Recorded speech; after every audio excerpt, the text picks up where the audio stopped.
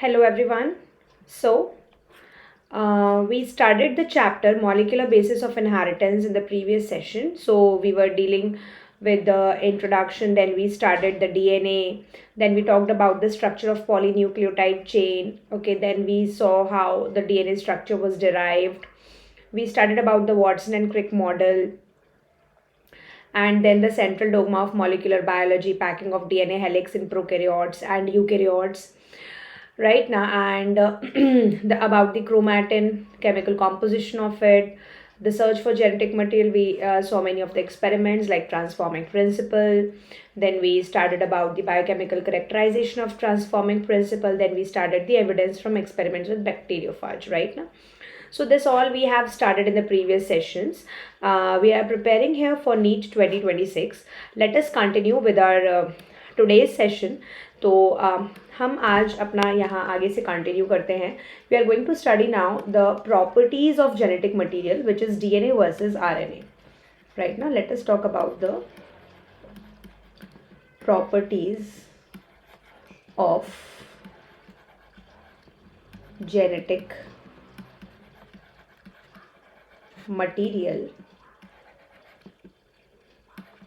DNA versus RNA. This we are going to study. ठीक है कि जेनेटिक मटेरियल की प्रॉपर्टीज़ क्या क्या होने चाहिए, है ना. डीएनए की क्या प्रॉपर्टीज़ हैं और आरएनए की क्या प्रॉपर्टीज़ है. Let us talk about them. तो कुछ वायरसेस को छोड़कर, ठीक है ना, DNA is the genetic material, है ना. DNA acts as the genetic material. So what we can say here is that except some viruses such as TMV and QB,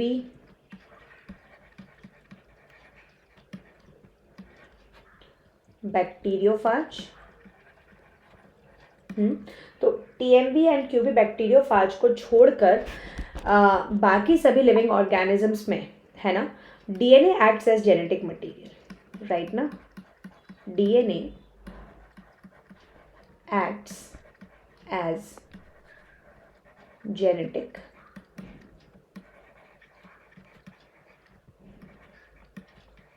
material. ठीक है. तो फीचर्स क्या होने चाहिए जेनेटिक मटेरियल के, है ना. डीएनए के क्या फीचर्स हैं और फिर आरएनए के क्या फीचर्स हैं. Let us talk about them. Study है first of all the features of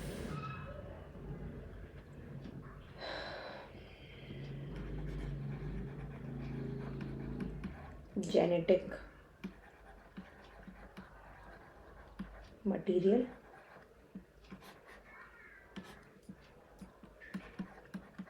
DNA and RNA. ठीक है. तो सबसे पहला फीचर क्या कि जो जेनेटिक मटेरियल होना चाहिए that should be chemically and structurally stable, है ना. सबसे पहला फीचर क्या है. सबसे पहला फीचर हमको क्या चाहिए होता है. Number 1, chemical and structural stability. Right. Chemical and structural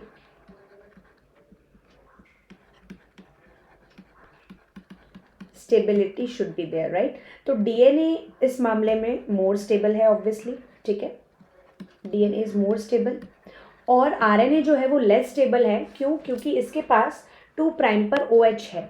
ठीक है ना. Less stable due to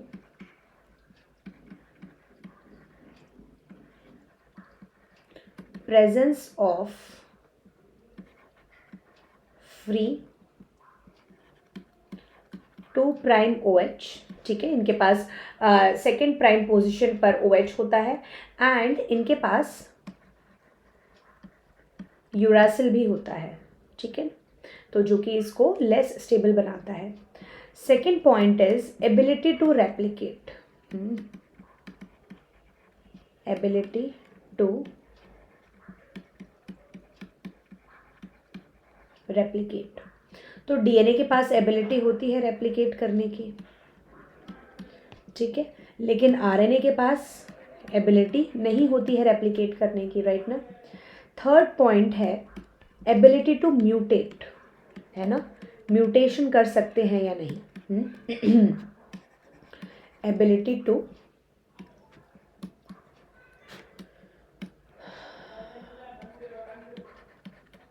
mutate, ठीक है। तो डीएनए जो है उनमें स्लो म्यूटेशन होता है, डीएनए में show slow mutation and RNA shows fast mutation, है ना, अनस्टेबल है ना कंपैरेटिवली, राइट ना, डीएनए के कंपैरिजन में थोड़ा अनस्टेबल है, तो इसमें म्यूटेशन ज़्यादा तेज़ी से होता है। फोर्थ पॉइंट अब हम देखेंगे क्या, express in the form of Mendelian character, express in the form of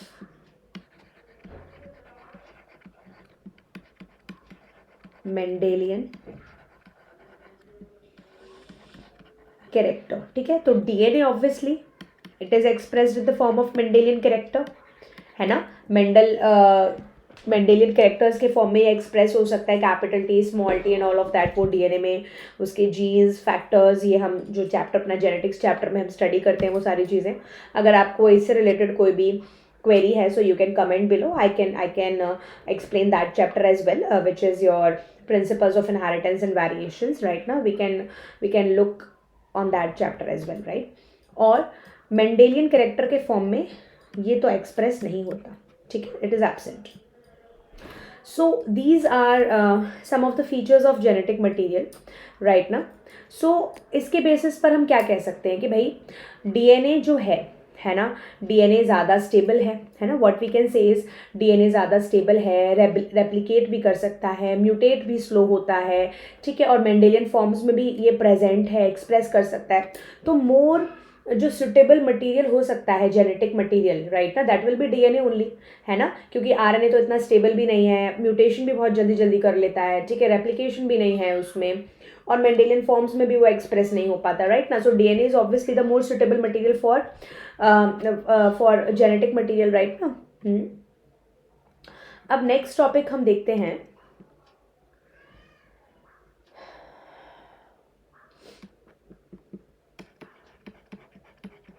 RNA world, ठीक है। सो आरएनए वर्ल्ड की अगर आप बात करें तो RNA was the first genetic material to be expressed, ठीक है ना, जो सबसे पहला जेनेटिक मटेरियल डिस्कवर हुआ था that was RNA only, right ना। RNA, point number 1, RNA was first genetic material, ठीक है, सबसे पहला जेनेटिक मटेरियल जो था वो आरएनए था, ठीक है। जो एसेंशियल लाइफ प्रोसेसेस होते हैं जैसे कि मेटाबॉलिज्म, स्प्लाइसिंग, है ना, ये सभी प्रोसेसेस आरएनए के अराउंड ही इवॉल्व हुए, ठीक है। Essential life processes such as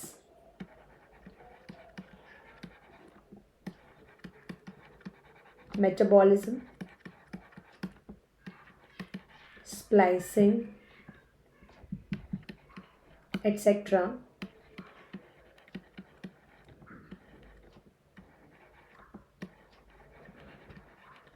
evolved around RNA, ठीक है। तो स्प्लाइसिंग भी ऑब्वियसली आरएनए की होती है, मेटाबॉलिज्म भी आरएनए उसमें इन्वॉल्व होता है, राइट ना। कैसे आरएनए जो है वो कैटलिस्ट की तरह एक्ट करता है, राइट, और आप उसको आरएनए एंजाइम बोलते हैं, दूसरे शब्दों में आरएनए एक्ट एज कैटलिस्ट और आरएनए एंजाइम हम इसको बोलते हैं, also called as collectively also called as ribozyme, ठीक है। तो अब अगर हम आरएनए एंजाइम की बात करें तो these are further of 3 types, ठीक है, जो ये कैटलिस्ट और आरएनए एंजाइम की तरह ही एक्ट कर रहा है। तो 3 आरएनए एंजाइम्स हम यहाँ पर पढ़ेंगे। क्या क्या हैं वो 3? राइबो न्यूक्लियेज बी सबसे पहला, ribo nuclease P, number 1.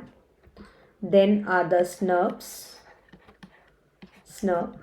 Then third is peptidyl transferase, right?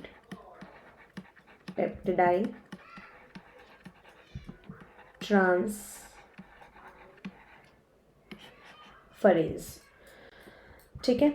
तो राइबोन्यूक्लियेज पी जो टाइप का आपका आरएनए एंजाइम है, इसका काम क्या है? Processing and precursor to all kinds of RNAs, ठीक है ना, है ना। तो सभी जो टाइप के आरएनए की प्रोसेसिंग है वो ये करता है, और सभी जो टाइप ऑफ आरएनए बनते हैं, ठीक है, वो किससे बनते हैं? इसी से ही बनते हैं, ठीक है। To all kinds of RNAs, है ना। जितने भी टाइप ऑफ आरएनए बनते हैं या जितने भी टाइप ऑफ आरएनए की प्रोसेसिंग होती है वो कौन करता है, कहाँ से बनते हैं? राइबोन्यूक्लियेज पी एंजाइम से बनते हैं, ठीक है। नेक्स्ट स्नर्प। स्नर्प किस में काम में आता है? Splicing of HNRNA to mRNA, ठीक है ना। HNRNA की जब स्प्लाइसिंग होती है, ठीक है, splicing of HNRNA to mRNA, ठीक है। तो HNRNA की जब स्प्लाइसिंग होती है to mRNA, that is your SNRP। Next is your peptidyl transferase enzyme. ये आपका कौन कौन सा होता है? 23S, 28S, RRNA, ठीक है। 23S और 28S RRNA जो है ये पेप्टिडाइल ट्रांसफरेज एंजाइम्स में काम में आते हैं। कैटलाइजेस पेप्टाइड बॉन्ड फॉर्मेशन, है ना। जो पेप्टाइड बॉन्ड बनता है दो अमीनो एसिड्स के बीच में, वो कौन बनाता है? This peptidyl transferase enzyme, right. कैटलाइजेस peptide bond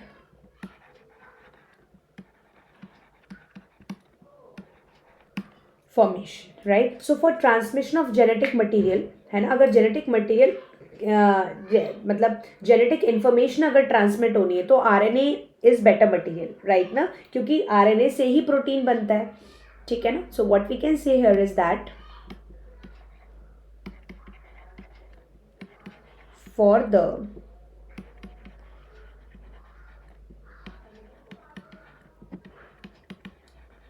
transmission of genetic information, ठीक है, अगर जेनेटिक इन्फॉर्मेशन ट्रांसमिट होनी है, ठीक है, तो आरएनए ऑब्वियसली बेटर मटेरियल है। क्यों? क्योंकि डीएनए से पहले तो आरएनए बनता है, फिर जाकर आरएनए से प्रोटीन बनता है, राइट ना बेटा। तो जेनेटिक इन्फॉर्मेशन अगर ट्रांसमिट होनी है, ट्रांसमिट के लिए, ठीक है, आरएनए इज बेटर मटेरियल। लेकिन अगर जेनेटिक इन्फॉर्मेशन स्टोर होके रखनी है ना, जेनेटिक इन्फॉर्मेशन किस में स्टोर होनी है? जो ऑब्वियसली जो मोर स्टेबल होगा उसी में तो स्टोर होगी ना। तो what is more stable? DNA is more stable, right ना। सो टू स्टोर द क्या कहते हैं जेनेटिक इन्फॉर्मेशन, उसके लिए DNA is the better suited material, right. So transmission of genetic material, RNA is better material for it, right, genetic information के लिए। अब क्योंकि आरएनए, जैसा कि हमने पढ़ा कि आरएनए पहला जेनेटिक मटेरियल था और उसी के अराउंड सारे मेटाबॉलिक प्रोसेसेस और स्प्लाइसिंग हमारी सारी इवॉल्व हुई, राइट ना। तो वी कैन से दैट कि डीएनए भी जो है वो आरएनए से ही इवॉल्व हुआ विथ सम केमिकल मॉडिफिकेशंस, है ना। पहले क्या आया आपका? आरएनए ही था, ठीक है, आरएनए ही इवॉल्व हुआ into DNA with some chemical, है ना। आरएनए में ही कुछ केमिकल मॉडिफिकेशंस हुए, ठीक है, जिससे कि RNA evolved into DNA, right ना, जिससे कि आरएनए जो है वो डीएनए में इवॉल्व हुआ। ठीक है, so this was all about today for today.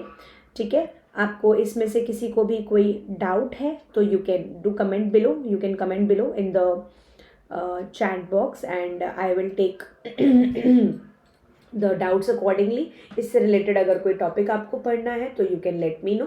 ठीक है, हम आगे ही अपना कंटिन्यू करेंगे जिसमें हम अपना रेप्लिकेशन स्टडी करेंगे from the next session. Hope you all enjoyed the session and got the concepts very very clearly. Bye bye, good day, take care.